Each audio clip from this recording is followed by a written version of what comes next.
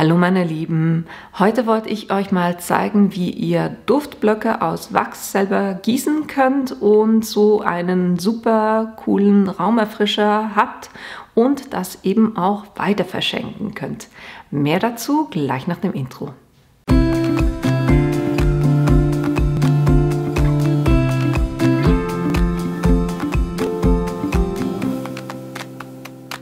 Damit ihr seht, was wir heute machen werden, das sind solche Duftaufhänger aus Wachs.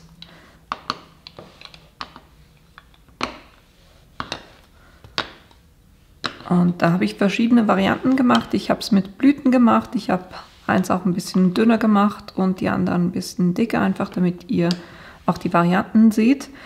Eben die mit Blüten, dann habe ich mit Kaffeebohnen gemacht und mit Zimtstangen und dann auch noch zwei so mit Pailletten drin, Schneeflocken und Sternen. Die Anhänger sehen jeweils ein bisschen anders aus, wenn ihr die von der Vorderseite betrachtet oder von der Rückseite. Da könnt ihr die dann so präsentieren, wie ihr das gerne hättet. Aber ihr seht auch, wenn ich das dann so ein bisschen ins Licht halte, dann sieht man da noch besser durch, zum Beispiel hier mit den Sternen.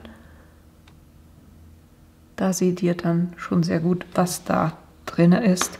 Und ich werde mit einem Duftöl arbeiten, hier mit Vanille, aber da könnt ihr dann das nehmen, was euch am besten gefällt. Und ich werde euch dann am Schluss auch noch zeigen, wie ihr die verpacken könnt. Und wie ihr sowas selber machen könnt, das gucken wir uns jetzt an. Was ihr für dieses Projekt braucht, ist eine Silikonform. Ich habe hier eine, die extra für diese Aufhänger gemacht ist, weil es hier so kleine Löchchen hat, die dann mir die Möglichkeit geben, eben da eine Schnur durchzuziehen. Wenn ihr sowas nicht habt, dann könnt ihr auch eine andere Silikonform nehmen und da von einem Röhrchen ein kleines Stück abschneiden und das quasi dann reinstellen, während ihr das gießt. Dann und das kurz ein bisschen festhalten, bis es ein bisschen hart geworden ist, und dann habt ihr da auch etwas, wo ihr dann die Schnur durchstoßen könnt.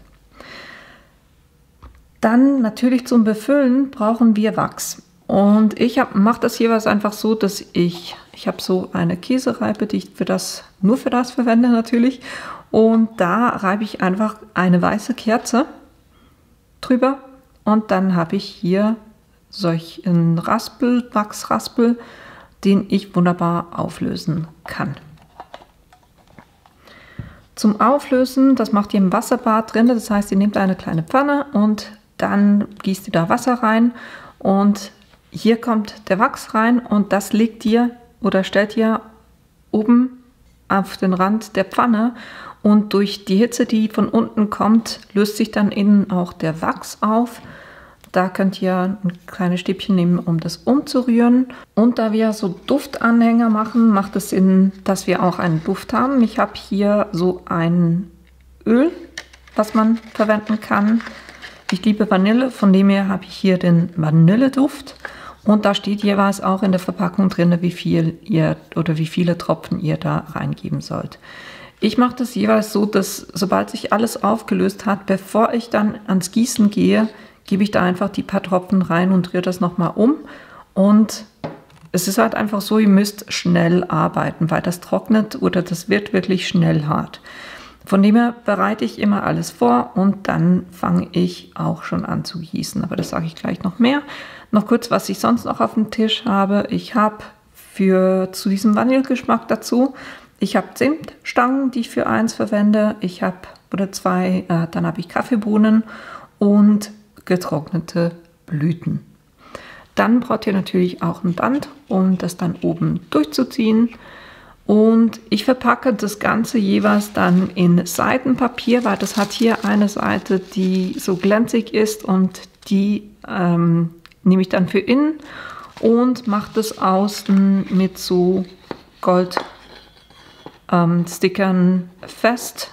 Die habe ich ganz einfach ausgeplottet. Da habe ich eine ganze Seite einfach mit diesen Sternen ausgeplottet, damit ich die eben genauso verwenden kann. Jetzt zum Gießvorgang oder zu dem ganzen Vorgang. Ich mache das eben, das Wachs hier drin, löse ich das auf, dass es flüssig wird, und dann ganz am Schluss gebe ich die paar Tropfen Duftöl rein, verrühre das und dann komme ich sofort hier an den Arbeitsplatz und gieße nur ein bisschen rein, so dass die unterste Schicht, dass da Wachs drauf ist. Dann gebe ich die Sachen rein, die ich da drin haben will, und dann gieße ich den Rest nochmal auf. Ich mache in der Regel, weil da hat jetzt nicht allzu viel drin Platz, ich mache das für die 6 Mal mache ich das in 6 Durchgängen. Das heißt, wenn ich eins gegossen habe und da noch ein bisschen was übrig ist, fange ich nicht an beim nächsten zu gießen, sondern ich gehe wieder zurück, packe noch mehr Wachs rein und löse das auch wieder auf und dann mache ich das nächste. Also hier, ihr müsst einfach gut organisieren, damit ihr schnell quasi arbeiten könnt. Und das mache ich jetzt auch. Ich werde hier anfangen mit dem Wachs auflösen. Und da gebe ich jetzt einfach von diesem geraspelten Wachs rein. Und unterschätzt es nicht, ihr braucht hier schon ziemlich viel von. Das sieht am Anfang aus, als ob das extrem viel ist. Aber wenn das flüssig wird, dann ist da nicht mehr viel von übrig.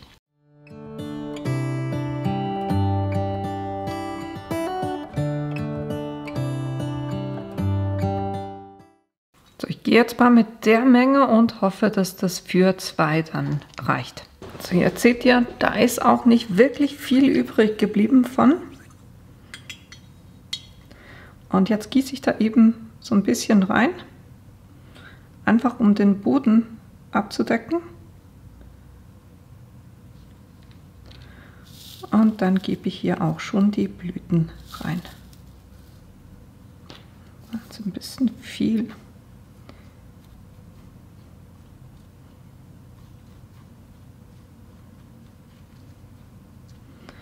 Und dann den Rest drüber gießen.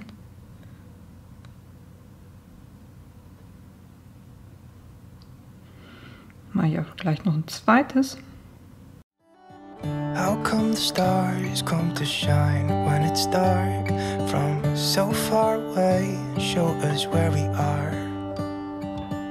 What makes the sun go to sleep every night and what's it dreaming of?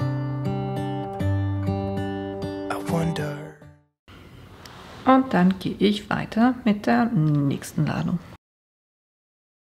Dann kommen wir auch schon zur zweiten Ladung.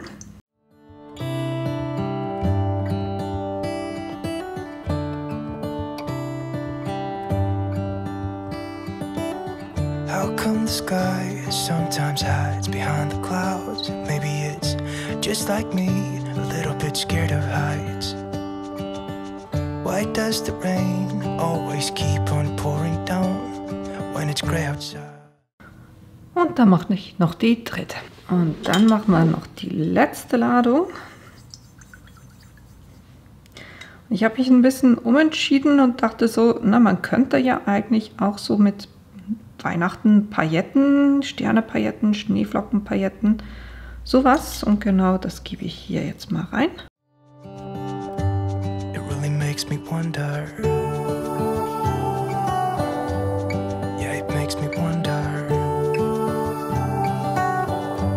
It really makes me wonder. Ooh, I wonder.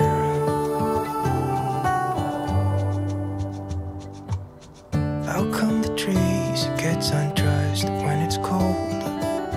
And don't they miss the leaves they left? So, und das Ganze lassen wir jetzt hier komplett austrocknen. So, und wenn die dann ausgehärtet sind, na, ihr könnt ja auch ausstellen im Moment bei dem Wetter, dann werden die auch sehr schnell sind die sehr schnell ausgehärtet. Vielleicht noch zum Auswaschen von dem Behälter, das funktioniert eigentlich am besten, wenn ihr den einfach, wenn er dann leer ist, nochmal auf das Wasserbad drauf stellt und das nochmal erwärmen lasst. Und dann könnt ihr es wunderbar ausreiben, das ist das eine. Aber ich würde es schon nur dann für diesen Zweck verwenden und dann nicht plötzlich mit Lebensmitteln noch damit arbeiten. Zweiter Hinweis, wenn ihr es aushärten lasst, macht es auf irgendeine ebene Oberfläche und auch was mit der Hitze umgehen kann. Ich hatte das am Anfang hier drauf und das hat nicht so gut funktioniert, von dem her habe ich das auf ein Holzbrett gestellt. Und dann können wir auch schon anfangen, das auszulösen. Fangen wir da an, wo wir auch angefangen haben mit Gießen. Das waren die Blumen. Und durch das Silikon, ne, durch die Beschichtung, kann man das wirklich auch gut einfach hochheben und so ein bisschen rausdrücken. Und wenn ihr da unschöne Kanten habt, dann könnt ihr die mit dem Messer auch so ein bisschen noch zurechtschneiden, damit es dann auch schön aussieht.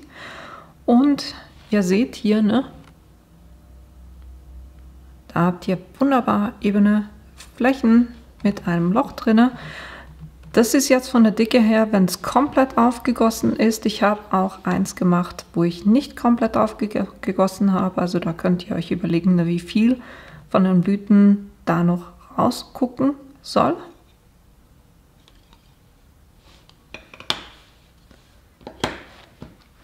Nehmen wir den Kaffee.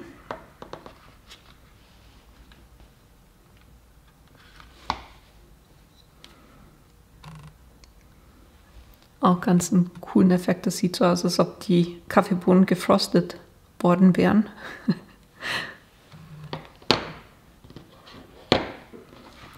Dann die Zimtstangen.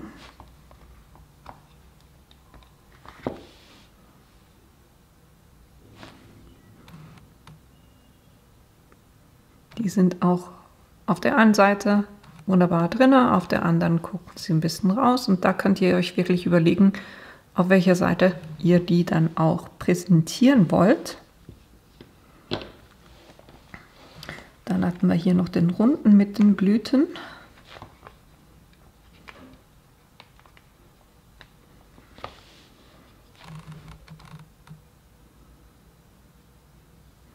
Und von vorne habt ihr eben so, von vorne sind sie immer, oder da wo ihr aufgegossen habt, sind sie immer so ein bisschen uneben und auf der anderen Seite wirklich komplett matt oder komplett glatt, sagen wir es mal so. Dann hatten wir die Sterne.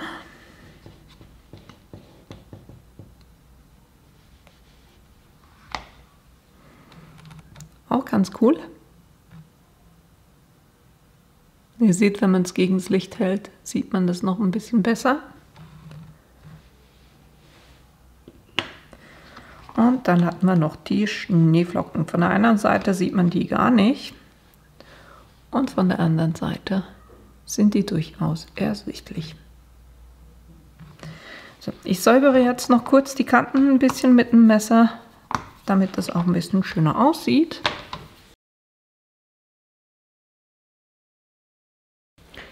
Und dann können wir oben noch die Anhänger anbringen. Dann nehme ich einfach das Band und mache das hier durch dieses kleine Loch durch.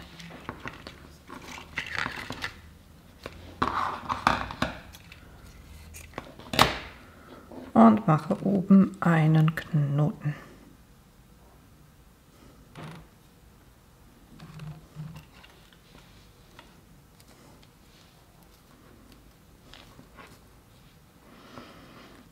Und damit euch das Band oben nicht ausfädelt oder so ausfranst, könnt ihr ganz einfach mit dem Feuerzeug da kurz drüber gehen und dann sind die versiegelt.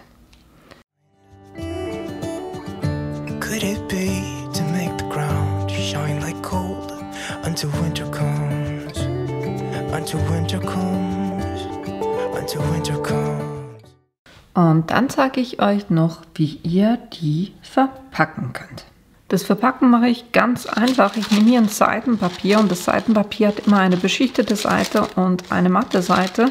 Ich nehme die beschichtete Seite innen und dann lege ich das einfach schön mittig rein und mache das zuerst von den Seiten her, schließe ich das.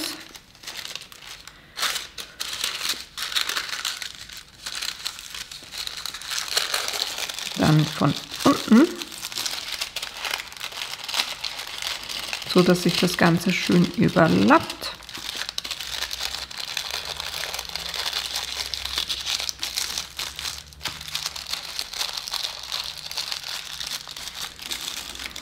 Weil was ihr damit ja auch erreichen wollt, ist, dass der Duft nicht sofort austritt, sondern dass so ein bisschen drinne gehalten wird.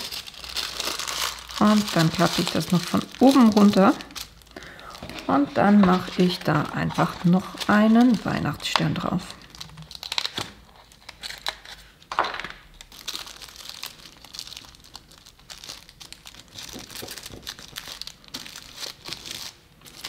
Voilà.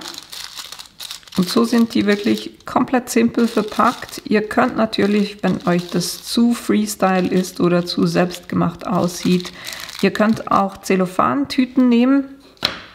Ich finde es halt einfach, wenn man dann schon sagt, ne, es sind selbstgemachte, natürliche Produkte und dann kommt man mit einem Plastikbeutel daher.